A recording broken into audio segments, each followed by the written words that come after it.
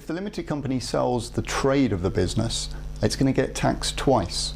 The first time it gets taxed is through corporation tax, which will be 20% on the value or the gain that the company has made. So the company is only going to be left with 80% of the proceeds that it received, or the gain that it made.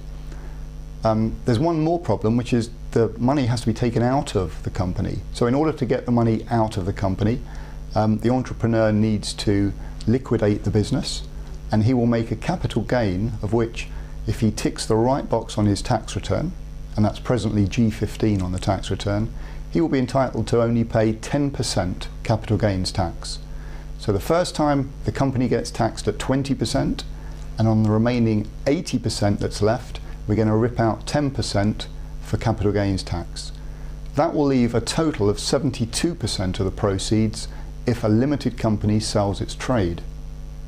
Conversely, if the shares of a company are sold, it's only taxed once, and that's because the shares are owned by the shareholder or the entrepreneur, in which case all of the proceeds will only be taxed at 10%.